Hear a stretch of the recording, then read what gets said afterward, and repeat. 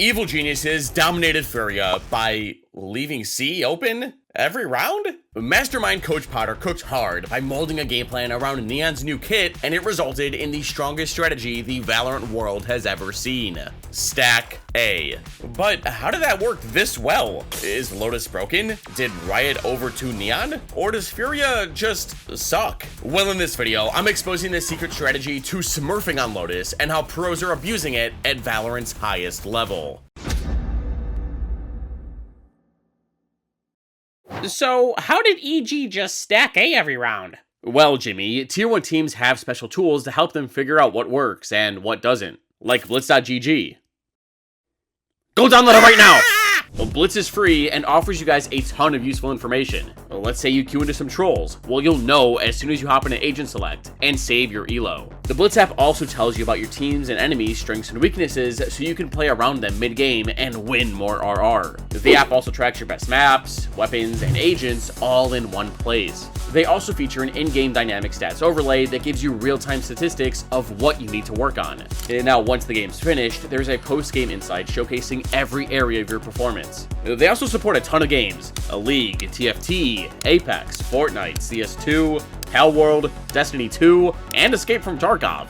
So, Blitz is free, helps you get better, and funds these expensive breakdowns. If you've ever wanted to support this channel, now's your chance. The link in the description. Listen up, weenies. I've come up with a new strat for pistol round. Fade, Omen, you two are with me. Throw your haunt, and if it gets popped, we fight. Breach, Cypher, you two are going to play a crossfire on B with a trapwire. Any questions? No. For me. What about C? Lotus has 3 sites? Pause. Now, while this strat seems pretty stupid, it's actually genius. Neon-centered comps hit hard. Evil Geniuses just want to slam rubble and hold on to it no matter what. They don't want Furia to come out early, retake it, nothing. Their goal is to strong-arm the offense into C, where EG are just going to dumpster site with utility on their retake. And that's where Cypher comes in. What EG's comp lacks is information, so his job is to let his team know just how deep the attackers have pushed up. Then that information is going to tell EG how close or far back they need to start the retake from. So, stack A, retake C.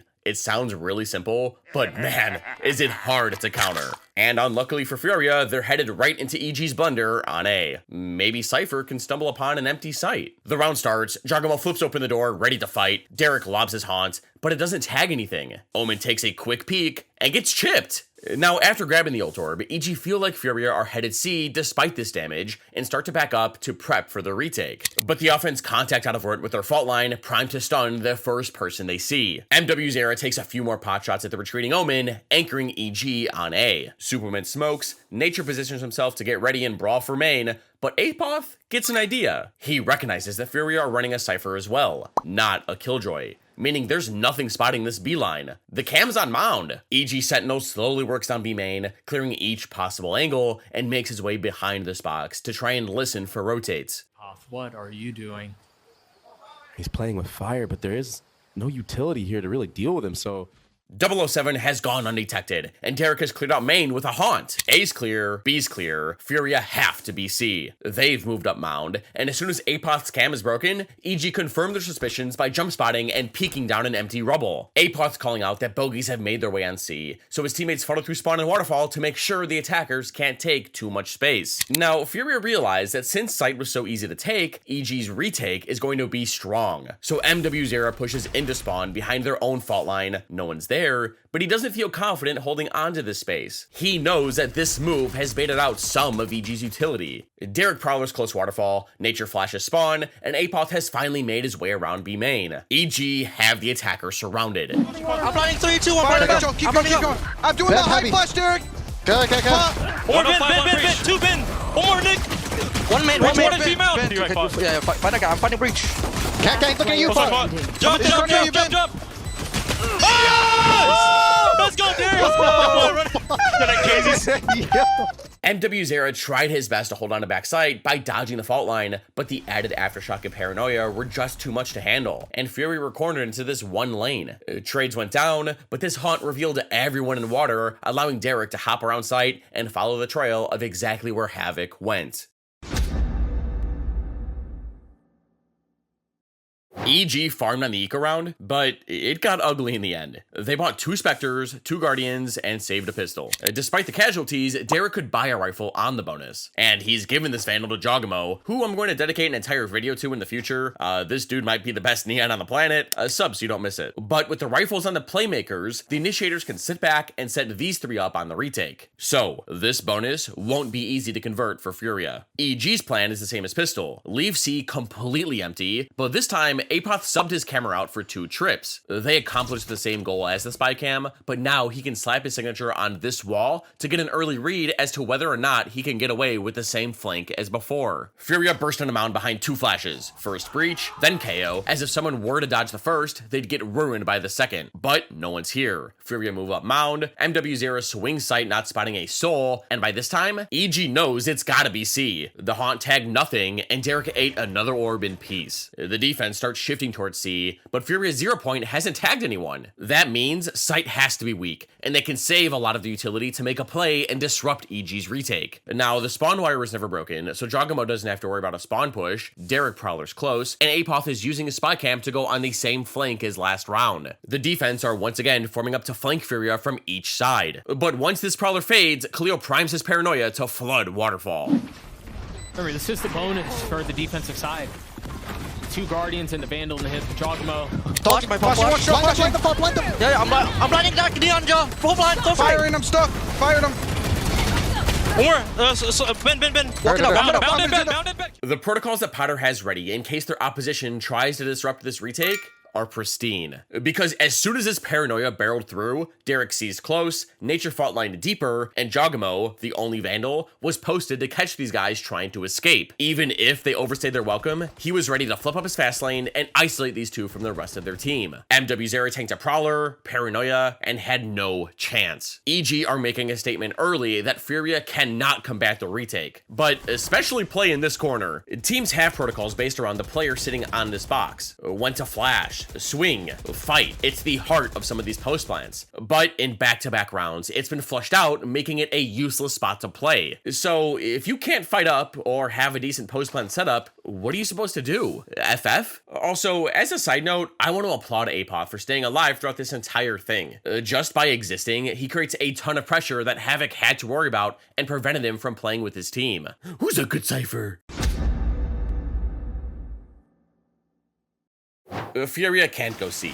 EG have proven that retaking that site is a piece of cake. So on the Rico, they tried to test out the defense's A-hold. Now, EG don't fight right away. Derek's Prowler didn't latch onto anyone, so they left Superman to hold this line while Neon sprinted off to stack elsewhere. But Furia were just waiting out a potential early utility dump. They hit back hard with a fault line, 0 point, slide, flash, relay bolt, and eventual paranoia forcing Superman back. But have no fear, Roman. Bum, bum, bum. Neon's back. Her stamina recharges much quicker with the new buffs, meaning she was able to rotate faster than you could say, check out my Patreon. Now with the hero of the story back on site, and all 4 players here, Furia were pinned behind rubble with Nature's 1-tap. Nobody hurts our little Omen. Now you're going to pay.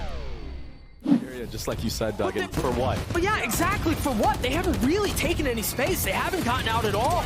And these pistols are not enough to stand against the firepower of Evil Geniuses. A doesn't work, C is hard to hold on to, so Furia are forced to take a timeout and figure something out. And now, normally during these timeout bits, I'd make some stupid pun and you'd hit the dislike button, but not this time. Because this timeout is really important for Furia, as they have several important things to talk about. 1, C-Site has been free every round, so Furia could save up even more utility than they have already to fight the retake. 2, this corner, yeah, it's unplayable. Forget that it exists. And 3, they could try going B. Now, applying these changes right away is going to be tough. EG have the Rolling Thunder online and are 1 off their Nightfall. When combined, you could annihilate 1/3 of the map. So let's see how both teams adjust. EG are in the same exact 0-1-4 setup, and Furia are headed C. So how much utility are the offense going to save in order to fight EG's retake? Furia open the round with a fault line and flash drive to cover back mound, spawn, Neon and Omen slide and teleport across. Cypher cams the wall, and within 5 seconds, Furia have outside C, B, and Havoc's on his way to pressure on A. Every round so far, EG have left Omen here to spot the line, so Havoc thinks he can plant him and a few defenders here with a couple cages to cover the Rubble Cross. But in their timeout, the defenders have planned to take the attack to the attackers by creeping up to main and pushing the square. In the past, Furia have waited back and applied pressure late, so an aggressive advance like this would be unexpected.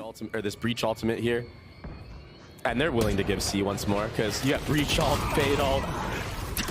Jawgamo just killed Furia's lurk. Havoc going down means that Furia have lost most of the map and have no choice but to go into C. KO knife sight and nobody's home, so the offense used minimal utility to get in. I'm talking a teleport and a relay bolt. Khalil goes for the plant, and Furia's adjustment reveals a fourth option I never talked about. With the spike in this position, the offense can go back to mound and spam the diffuser. I mean, EG's retake has been so strong, so why play on site? Every time they've gone C, Furia have played up. With this condition pattern, the attackers are hoping that EG dump the motherload on site and it'll all go to waste. Where the fuck is everyone? But as the defense make their way over for the retake, just look at the plethora of tools they have to get the job done. Playing back here won't change a damn thing. He was trying to play it decently safe, and he was just trying to cage up and get away.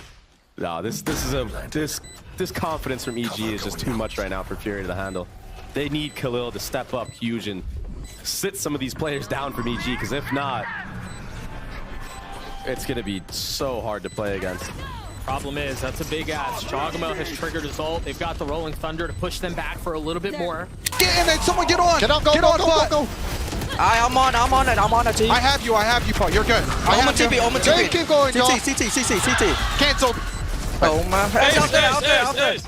EG can do no wrong. Before anyone used anything, Derek ripped his Nightfall to find out if anyone was playing on site. And whether it was intentional or not, Khalil tagged himself in it, so EG would hear this Marked one and use a lot more abilities. Aftershock, Fastlane, Paranoia, Flash, but Furia canceled all this out with their own Rolling Thunder. Maybe they should have saved it? But it didn't matter, because as soon as EG figured out that Furia were playing off-site, they got rocked and then shocked. No, I was going to give Round 6 its own section, but it lasts 20 seconds. Every round, Furia have been outside of A, they've waited for an initial util dump from the defense, which never comes, it's just a Haunt or Prowler. So what'll happen if they just take the space right away? MW0 opens up the round quick by flipping up his fast lane and Xand knifes close. This fast take has woken up EG. They haven't had a fight this fast yet. Tough to play. Yep. I mean, 5-0. He goes for more, why not? Another slide. This is very quickly becoming a Jawgamo frag movie. Yeah. I mean, I've seen clips of him in ranked doing what he's doing in this match right here. Oh boy, that was a lot of utility from both sides. Superman got stunned and aftershocked in this cubby, but died to MW0, who got stunned and killed by Nature, who's playing in secret. Then Jawgamo bolted Rubble, catching Xand, slid out, catching Khalil, Nazar got the trade, but then Derek traded him, and then the last kill. The most crucial reason why EG came out on top of this fight is because every single member was fighting from a different angle. Door, main, boxes, and secret. Doing so creates a jumbo crossfire that can absolutely overwhelm the offense. In ranked, people just group up in this area and then it's like shooting fish in a barrel. Now, to be fair, Furia didn't have that great of a buy. So this round, they want to test their luck again despite getting beat so bad. Which is smart. When something doesn't work, the enemy team isn't going to expect you to do it again, right? Furia are in the same 1-4 setup with rifles plus an Overdrive and Bucky for Neon ready to pound A. Overdrive to take the site, Bucky to lock it down. But EG, for the first time this game, have someone on C and is going up mound.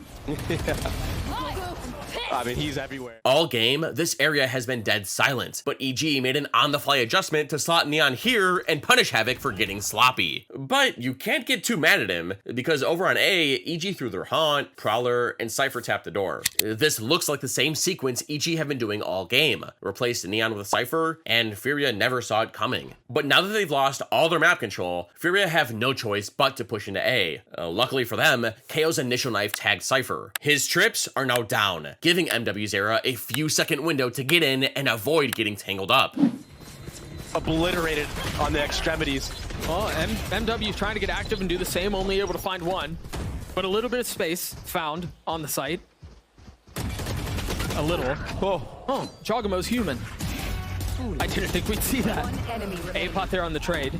Keeping it competitive. Nazar's 5 HP. Omen's paranoia stalled the offense long enough for Cypher's setup to reactivate and Neon to get a flank off, but Breach was too aware. Then, because no one broke this trapwire, Apoth and Superman used their cage to wrap around site and trade out Zand and Khalil, who were caught in no man's land. After leaving C open every round so far, Jogamo snapped Furia's ankles, leading to another round win. On the following eco, EG didn't exactly leave C naked, wanting to condition that someone could push up like Jogamo did previously. While fighting A, Superman one-wayed Mound, and Apoth broke Furia's cam. Eventually, the offense all grouped up outside of C and fed an orb to KO, giving him his null command. But as soon as this robot lit up, EG made an on-the-fly call to have Neon play on-site off Cypher's setup, since Omen had this line on A. If Furia head this way with their KO ult, Cypher can still get value out of his setup if he's far enough away. But before heading into site, Furia wanted to apply pressure A to avoid running into a stack. Breach flashed, Cypher caged the cross, but that was it. The attackers all scurried back towards C, and it was Neon versus the world. If this map just works so differently than Fracture, you don't get the same value. I'm surprised MW doesn't die there. Caught by the trip, spammed through by Jogamo. A little bit of a reposition and a stun to buy a little bit of time. Meanwhile, Apoth perched over the top. That fast lane to reflood in and anchor site was a nice idea, but once again, EG's retake proved to be too powerful, giving them 8 straight uncontested round wins. Like a Guardian watching, making sure everything's communicated here with the spam onto one. The spike does finally go down, but Fury might end up doing a bit of the same. Khalil's left alone, 46 HP, no armor, a 1v3. A paranoia, a flash, I mean, the spam. It is such an unwinnable position for Khalil there. Furia are forced to take another timeout. This is getting embarrassing. I can't do this anymore. I want to go home. Guys, quit crying. I have an idea. You know how EG have really strong retakes? Well, what if we used our no command when they're trying to retake? Hey, that's not a bad idea. Coming out of the timeout, Furia finally have a plan that can get them on the board. But EG have adjusted their game plan as well. It might not look like it in their repeated 1-4 setup, but you'll see. Both teams trade initial utility sequences to secure their own piece of map control. EG Rubble, Furia Mound. But as soon as Superman gets posted on this line, EG are expecting a C hit. These 3 players move through secret, clear out B main with a Prowler, and get ready to pinch the offense through door between their side anchor. Thunder, Khalil not far off from the Omen ult, and they want to commit to this C. You've got to be careful here if you're Apoth. You're the only one here. No way. How does Jogamo get that kill? Minus block, B, Wait, what? Nice, Joe, done it up. Breach is there, no, open door. The fuck is that? Where is it? Hey, Let's go, Joe. What the fuck? Let's go. Remember in the beginning of the round when both teams took their own part of the map? Well, look closer. Apoth understands that he won't be able to fend off a hit all on his own. But by planting this cam, he can figure out when exactly his teammates can hit this switch and fight on Mound. Or if they leave, he can re-clear it later in the round and have an accurate stack. Now, Furia can hear the spike cam get placed, but what are you gonna do? This thing could be anywhere. Here, Apoth waited a bit before popping it and spotted most of the offense. Breach fault line to choke, and Jogamo killed Khalil. Cypher activated his cage and ran it around inside, making it impossible to clear. Then, after stunning, Breach held B main so his teammates could fight through the door and not worry about being flanked, and Superman was even ready to paranoia that guy and have Jogamo run him down. In the end, the remaining Furia players were pinned into this cubby and got crunched. Potter and crew expected Furia to try and stall out the retake with their null command. So by being proactive in fighting this early, they completely countered the attacker's adjustment.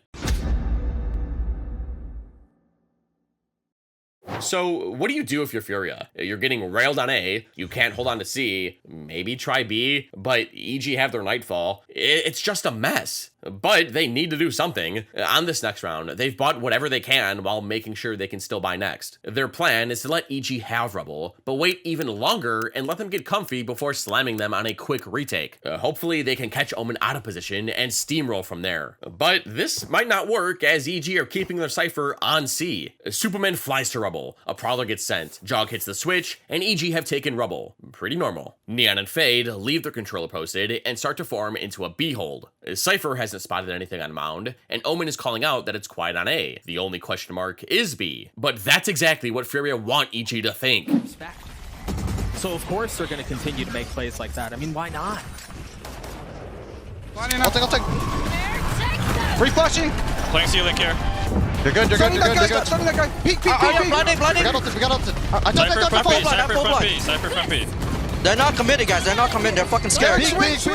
Despite being caught in the open, the defense were ready to battle for A main. As soon as Omen got tagged by this knife, all of EG shifted over. The Cypher left C butt naked again, Fade prowled B to clear the question mark, and Neon sprinted through spawn to get into position to fight. That's when we saw this huge exchange of utility. Mollies, stuns, flashes, haunts, the subscribe button. But unfortunately for Furia, a missed aftershock ended up turning into a dead teammate. Nazar tried to fight back with his Rolling Thunder, but because Jogamo went through door, he was able to protect his teammate. Alright, round's over. Derek singing! Oh shit. 100. To left side! Oh my god, he was robbing. Wow. Those were some nice shots. Furia shooting has shocked EG. Despite being down 9 rounds, there's still some fight left in this team. At least that's what I thought. Since they just won on A, they're going to apply major pressure here, hopefully force the defense, who are in the same setup, to burn a chunk of their utility and head back towards C. Then the retake won't be as strong. Furia pretend to explode out of root behind their fast lane, 1-2 flash, and fake teleport. This fake pressure soon gets debunked by the Unbroken Prowler, Haunt, and Paranoia. But Furia have EG on the back foot. The defense have left C wide open again, so Cypher could pick up B, and the offense are headed for their planned open site. Neon dances around Mound behind another double flash, they scale up, KO knife sight, and after it tags nothing, Furia realize that their plan has worked. The defense have left the site open again, allowing these two to save their fault line and Paranoia, both of which can be used to combat EG's retake. Furia funnel into sight, Breach goes to plant, but what, hold on, why there? Regardless, Jogamo is unloading his mag through the smoke, and MW Zera is licking his chops. Watch this, MW's just there. I got stun. Push your spot. Nice. Ult out. Look at the map. 1-2. Furia has shot themselves in the foot like 80 times in this post plant. KO walked through a smoke and spawn all on his own for some reason. Havoc is in Timbuktu, which isn't the worst. But KO can't be dying like this. He needs to buy Cypher time. And MW Zera tried his best. The remaining attackers realize that EG have the Rolling Thunder run off site. But look at where the spike is planted. Breach, are you stupid? Both me, get on it right now. I'm sticking it. We win. Just don't let him come in. Heard. What the fuck are they doing, bro? I mean, hey, fuck them up. There they come. What the fuck? Let's fucking go, what boys. Let's fucking go, boys. Alright. Every single round of this game, EG have either left C wide open or just extremely weak. But now it's the last round of the half, and they want to abuse the setup that they've been conditioning. In their 2-2-1, the defense are setting up a map-wide pinch, while Furia are going to pressure A and retreat back towards C as they feel like they can beat EG's retake. They just gotta stop trolling. But this pinch is going to catch them on their way back. Surprise, motherfucker! The round starts with Furia dumping a bunch of utility on A, but it doesn't do anything. At the same time, Cypher and Neon move down Mound and slap their spy cam on the wall. Breach and Fade walk down behind their Prowler, and Jogamo rips his overdrive. And look at the aggressive play from Evil Geniuses here. Jogamo getting another one with the finger guns. This is unbelievable. He tucks through. I don't think he realized that Havoc was around him, though. Now he spots him. A-pop falls. Enemy remaining. Oh. Spike down.